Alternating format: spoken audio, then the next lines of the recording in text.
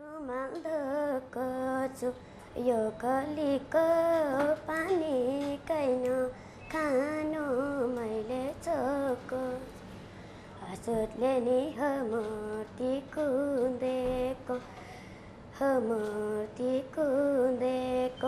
पुजारीलाई थाहा छैन बुझेको रुमाल धोको यो कलीको पानी कैन खानु मैले चोको।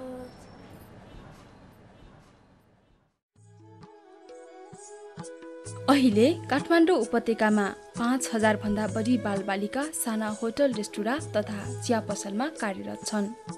यी बालबालिकाको दैनिकी बिहान सबैदेखि बेलुका अबेरसम्म होटलको सरसफाई गर्ने, खाना बनाउने, भाडा माझ्ने, सामान ओसार्ने, ग्राहकको सेवा गर्ने जस्ता कामहरूमा नै बित्दछ। घर परिवारबाट टाढा रहन बाध्य यिनीहरूप्रति न त राम्रो व्यवहार नै हुन्छ न त उचित लाउने बस्ने व्यवस्था। कामै काममा डुबेका यिनीहरूले पढाइ लेखाइ र स्कुल जाने कुराको त कल्पना गर्ने मौका पनि पाइरहेका हुँदैनन् भने मनोरञ्जन वा खेलकुदमा सहभागी हुनबाट पनि वञ्चित छन्।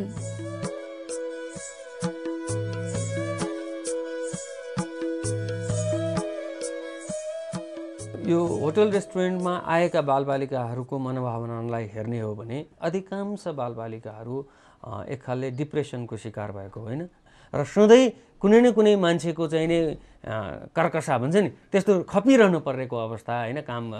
काम गर्ने ठाउँ चाहिँ नि अत्यन्त चाहिँ नि खराब अवस्था। त्यो अवस्था सबैले गर्दाखेरि उनीहरूलाई एउटा शारीरिक समस्याहरू पनि देखिएको छ भने मनोसामाजिक रूपमा ठुलो असर परेको अवस्थाहरू पनि छ।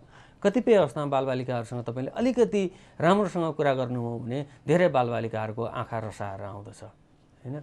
र त्यसैले के देखाउँछ भने उनीहरूले काम गरिरहेको अवस्था अत्यन्त जोखिमपूर्ण अवस्था छ भन्ने कुरा दर्शाइराखेको छ।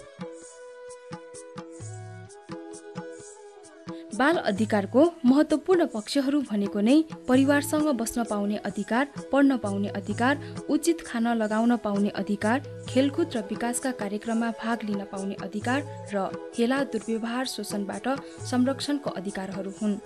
यी साना होटल रेस्टुरा तथा चिया पसलमा कार्यरत अधिकांश बालबालिका यस्ता सबै अधिकारहरूबाट वञ्चित रहेको पाइन्छ। 16 वर्षभन्दा मुनिको त जे एउटा भाइ मात्र होइन, पढ्न पनि हामीले यसलाई भने तर पढ्न चाहिँ यसले मानेन होइन। पढ्न यसलाई जहाँ नै छैन, बरु कामहरू छ होइन, 2-4 पैसा पनि हुन्छ, टाइम बेस पनि गर्छु अन्त यहाँ काम गर्नु भयो। त्यही त अब यो भाइले पढ्छु भने म पढाइदिनु सक्छु होइन, नपढाइदिन सक्ने होइन। 1-2 घन्टाको लागि म यसलाई टाइम पनि दिन सक्छु। अब बाहिर जस्तै अब बाहिरतिर रोडमा हिँड्नुभन्दा होइन त्यस्तै अब जो बाहिर हिँड्छ नि त्यस्तो तरिकाले हिँड्नुभन्दा बरु यहाँ काम सिकिरहेको छ होइन। 2-4 वर्षपछि यो रोटी हान्न सिक्यो भने यसले 7-8 हजारको यहाँ तलब खान सक्छ यसले होइन, आफ्नो लाइफ बनाउन सक्छ। यहाँ त पुरानो सब्जी त आएको होइन, आएको भएर स्कुल जान्छ कि जान्दैन भाइ? अहिले त गएन। गाउँ हुँदै जान्थ्यो? हजुर गाउँ हुँदै जान्थ्यो। कतिसम्म पढ्यो? 6 सम्म पढ्यो। पढ्न किन छोडेको त? त्यही सबले मैले उयो पढाउँछु भनेर लिएर आएको अनि त्यत्तिकै उ गर्दाखेरि कामसँग गर्दाखेरि पढाउने गाह्रो भएन। पढ्न स्कुल जानु मन लाग्छ। दाइहरूसँग चाहिँ कहिलेदेखि काम गर्छ? धेरै भएन, 2-3 महिना भयो। कस्तो सजिलो छ काम गर्नु? दसैँमा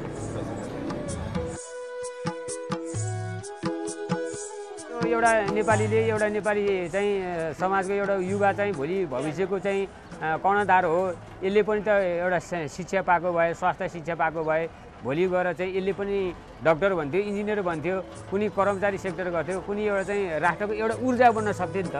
हाल काठमाडौँ उपत्यकामा करिब 5000 साना होटल रेस्टुरा तथा चिया पसलहरू रहेका छन्। यी होटलहरूमा करिब 5000कै हाराहारीमा बालबालिका श्रमिकको रूपमा कार्यरत छन्।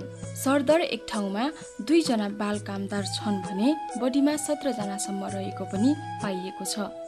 8-9 वर्षको कलिलो उमेरदेखिका बालबालिकाले यस्ता होटलहरूमा काम गर्दछन्। यी बालबालिकाले दैनिक बिहान 5 बजेदेखि राति 9 बजेसम्म काम गर्दछन् भने ग्राहक नआएको समयमा मात्र फुर्सद पाउँदछन्। यसरी दिनको 15 घण्टाभन्दा बढी काम गरे पनि यिनीहरूले मासिक रूपमा पाउने तलब भनेको 2000 रुपैयाँ मात्र हो। यसै गरी साना होटल रेस्टुराँ तथा चिया पसलमा कार्यरत बाल श्रमिक मध्ये करिब 84% बालबालिकाले विद्यालय छोडेर यही श्रममा लागेका छन् भने यही कारण 96% बालबालिका अहिले पनि शिक्षा पाउने अधिकारबाट वञ्चित छन्। यसरी साना होटल रेस्टुराँ तथा चिया पसलमा कार्यरत बाल श्रमिक मध्ये करिब 60%ले दिनहुँ साहु ग्राहक तथा आफ्नै साथीहरूबाट शारीरिक तथा मानसिक यातना पाइरहेका हुन्छन्। यस अवस्थामा अहिले पनि करिब 50% बालबालिकाहरू घर फर्केर पुनः स्कुल जान चाहन्छन्।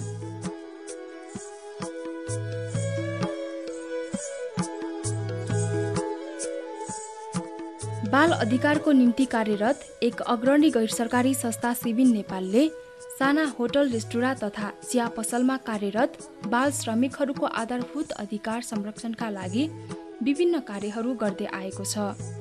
काठमाडौँ उपत्यका लगायत विभिन्न जिल्लाहरूमा बाल हेल्पलाइन 1098 सिबिन नेपालद्वारा सञ्चालित छ। यस निशुल्क फोन लाइन मार्फत थुप्रै आपतमा परेका बालबालिकालाई उद्धार तथा संरक्षण गर्ने, बालबालिकाको तत्कालीन समस्याको समाधान गर्ने, मनोविमर्श सेवा प्रदान गर्ने जस्ता थुप्रै कार्यहरू हुँदै आइरहेका छन्। यस हेल्पलाइनबाट साना होटल रेस्टुराँ तथा चिया पसलमा काम गर्दा समस्यामा परेका थुप्रै बालबालिकाको उद्धार तथा पुनःस्थापना पनि भएको छ। साउले त्यहाँ होटेलमा कुरा गरिदिएर काम लगाइदिएको। 5 बजे उठेर बिहानै भाँडा मस खाने, भुइँ पुस्दै मर्ला, अर्कोले भाँडा मस खाने। त्यहाँ बिहानैले हात ठिराउँथ्यो जहिले नपुछेपछि सबैले।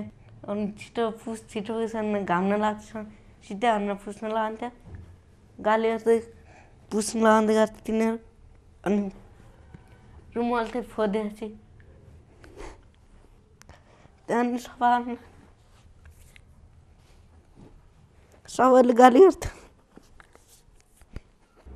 अर्को त्यो पार्टनरले नि जहिले गाली गर्थ्यो।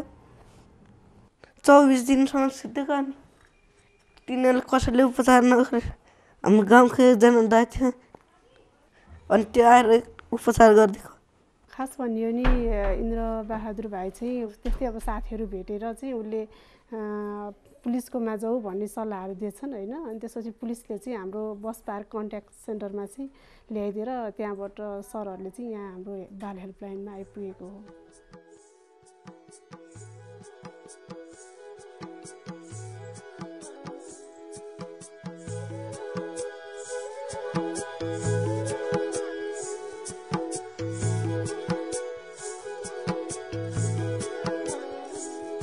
हुन त सन् 2004-05मा तयार गरेका बालबालिका सम्बन्धी 10 वर्षीय कार्ययोजनाले निकृष्ट प्रकारको बाल श्रम अन्त्य गर्ने लक्ष्य राखेको छ। साथै बाल श्रम नियमित तथा निषेधित गर्न बनेको ऐन 2056ले होटल तथा रेस्टुराँमा हुने बाल श्रम लगायत सबै प्रकारका बाल श्रमलाई निषेध गरेको छ। तर यी सबै कानुनी व्यवस्थालाई चुनौती दिँदै बाल श्रम एक समस्याको रूपमा रहिआएको छ। बाल श्रम सम्बन्धी हामीले कानुनलाई हेऱ्यौँ भने बालबालिकालाई काममा लगाउन पाइँदैन। हाम्रै पनि ऐनले 14 वर्षभन्दा मुनिकालाई कसैलाई श्रमिकका रूपमा लगाउन पाइँदैन। 16 वर्षभन्दा मुनिकालाई चाहिँ नि जोखिमपूर्ण काममा लगाउन पाइँदैन भनिएको छ। त्यसकारण अब यो कानुन कार्यान्वयन गर्नै पर्छ, होइन भने कानुन बनाएको किन। तर कानुन कार्यान्वयन गर्नका निम्ति अब त्यहाँ काम गरिरहेका बालबालिकाहरूको निम्ति वैकल्पिक उपायहरू के हो त्यो पनि ल्याउनु पर्दछ। होइन भने त हामीले बाल अधिकार प्रति देखाएको राष्ट्रिय प्रतिबद्धता अन्तर्राष्ट्रिय प्रतिबद्धताहरूको कुनै अर्थै रहेन। होइन यो त अवस्था यस्तै छ, हामी त के पनि गर्न सक्दैनौँ भन्यो भने त परिवर्तन भन्ने कुरै आउँदैन। त्यसैले गर्दाखेरि यो कमिटमेन्ट, यो प्रतिबद्धता राष्ट्रिय स्तरमा पनि चाहिन्छ। र हामी कहाँ अहिले सबभन्दा अप्ठ्यारो परेको अवस्था के हो भने हामीले प्रतिबद्धता गऱ्यौँ, कानुन बनायौँ, तर त्यसको निम्ति चाहिने बजेटको विनियोजन गरेनौँ। बालबालिकाको निम्ति बजेट छुट्याउन कन्जुस्याइ गरियो। त्यसले गर्दाखेरि बच्चाहरूको निम्ति हुन सक्ने वैकल्पिक चाहिने अन्य कार्यक्रमहरू आउन सकेनन्। त्यसकारण यो क्रम बढिरहेको छ। तसर्थ यो क्रमलाई रोक्नको निम्ति तत्कालै यो बाल श्रम रहेका क्षेत्रहरूको सही अनुगमन हुनु पर्यो। त्यहाँ रहेका तथ्याङ्कहरू हुनु पर्यो र त्यसपछि त्यहाँको समस्यामा परेका बालबालिकाहरूको पुनर्स्थापनका के उपायहरू हुन सक्छन् भनेर हेऱ्यौँ भने धेरै उपायहरू निस्किन्छन् र यो समन्वय रूपमा जानुपर्दछ र म फेरि पनि अनुरोध गर्दछु यो स्थानीय निकायहरूले जिम्मेवारी लिनुपर्दछ। जुन कुराहरू सुरुवात भएको छ एकदमै सकारात्मक आएको छ, सरकारले एकदमै चाहिँ बालमैत्री स्थानीय शासन भनेर अगाडि ल्याइराखेको छ, यी कुराहरूलाई हामीले गम्भीरताका पूर्वक स्रोत विनियोजन समेत अगाडि बढ्यौँ भने यो समस्या समाधान हुन सक्दछ।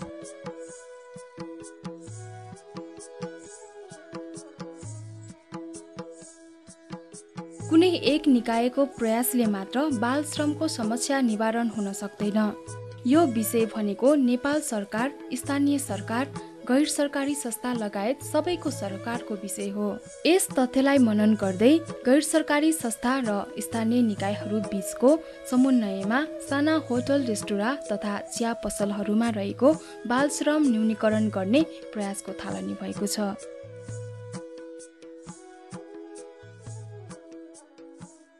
कीर्तिपुर नगरलाई बालमैत्री नगरको रूपमा विकास गर्ने अभिप्रायले यो आर्थिक वर्षदेखि हामीले चाहिँ यस कीर्तिपुर नगरपालिकाको कुल विकास खर्चको 10% रकम बालबालिकालाई प्रत्यक्ष लाभ हुने योजनाहरूमा हामीले चाहिँ खर्च गर्दैछौँ र विशेष गरी बालबालिकाहरूको बृहत हित हुने उद्देश्यले साथसाथै कीर्तिपुर नगर क्षेत्रभित्र जुन बाल श्रमहरू छन् त्यो बाल श्रमलाई न्यूनीकरण गर्ने उद्देश्यले हामीले चाहिँ केही पूर्वाधार कार्यक्रमहरू, केही क्षमता विकासका कार्यक्रमहरू, केही सिप विकासका कार्यक्रमहरू पनि हामी कार्यक्रम सञ्चालन गर्न गइरहेका छौँ र यति बेला चाहिँ हामी चाहिँ बाल श्रमको, बाल अधिकारको बारेमा हामीले चाहिँ एउटा चाहिँ आवाजहरू बुलन्द गऱ्यौँ र त्यो क्षेत्रमा हामीले काम गर्न सक्यौँ भने कीर्तिपुरलाई समयमै बाल श्रमबाट चाहिँ हामीले चाहिँ मुक्त गर्न सक्छौँ भन्ने छ र यस दिशामा चाहिँ हामीले विभिन्न एनजिओ साथीहरूसँग, विभिन्न निकायहरूसँग हामीले पहल कदमी गरेका छौँ र आगामी आर्थिक वर्षदेखि यसलाई चाहिँ स्थानीय बालमैत्री स्थानीय शासन पद्धति अनुसार नगरपालिकाको कामकाजलाई अगाडि बढाउने हाम्रो चाहिँ सोच चाहिँ छ।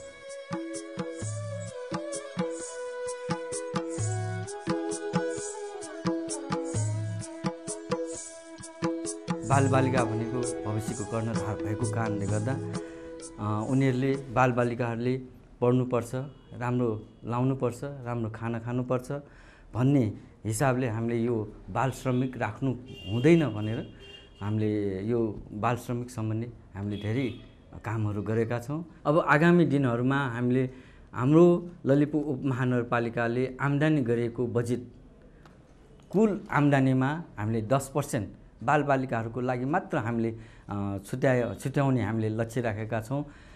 यसले गर्दा यो बालबालिकाहरूले सानैदेखि आफ्नो अधिकार, हक अधिकार र संरक्षण बालबालिकाहरूको बौद्धिक विकास हुँदै देशको लागि पनि एक असल नागरिक बनोस् भन्ने हाम्रो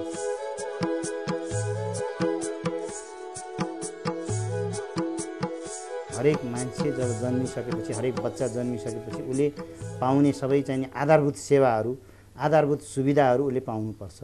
बाल श्रमिकहरू जो स्वास्थ्यदेखि, शिक्षादेखि वञ्चित छन् उनीहरूलाई चाहिँ हामीले त्यो कसरी उपलब्ध गराउने, जस्तो पोषणयुक्त खानादेखि वञ्चित छन्, यी कुराहरूमा एड्रेसिङ गरेर एउटा एडभोकेट गरेर जाने भनेर चाहिँ एउटा समझदारी भएअनुसार चाहिँ हामीले आगामी दिनमा त्यसरी चाहिँ कार्यक्रमहरू डिजाइन गरेका छौँ र करिब हामी त्यो कामहरू अब एउटा सुरु भइरहेको पनि छ र अब आउने वर्ष चाहिँ हाम्रो सबैको सहभागितामा विशेष गरेर बाल श्रमिकहरू, होटेलका बाल श्रमिकहरू, घरमा काम गर्ने बाल श्रमिकहरूलाई चाहिँ शिक्षा, स्वास्थ्यको कुराहरूमा चाहिँ हामीले फोकसिङ गरेर कार्यक्रमहरू अगाडि बढाउने भन्ने खालको चाहिँ भइरहेछ। अब कमिङ फिस्कल इयर, आर्थिक वर्ष भनौँ न, फिस्कल इयर आर्थिक वर्षदेखि चाहिँ हामीले यो अब करिब 5% बजेट चाहिँ बालबालिकाको क्षेत्रमा चाहिँ लगानी गर्नुपर्छ भन्ने गइरहेछ।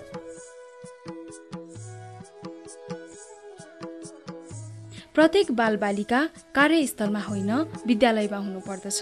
कुनै पनि बहानामा कलिला बालापनलाई श्रमसँग साटिरहेको दृश्य बाल अधिकार सम्मत हुन सक्दैन। बाल श्रमहरू न्यूनीकरण गर्ने जिम्मेवारी सरकारी निकाय, स्थानीय निकाय, गैर सरकारी संस्थाहरू लगायतको मात्र होइन। हामी चाहे व्यवसायी हौँ या ग्राहक, अभिभावक हौँ या आम नागरिक, समाजका हरेक तहमा रहेका हामी सबैको मानवीय दायित्व हो। बाल अधिकारको संरक्षणको निम्ति हामी सबैको क्रियाशीलता निरन्तर रूपमा रहिरहन पर्दछ।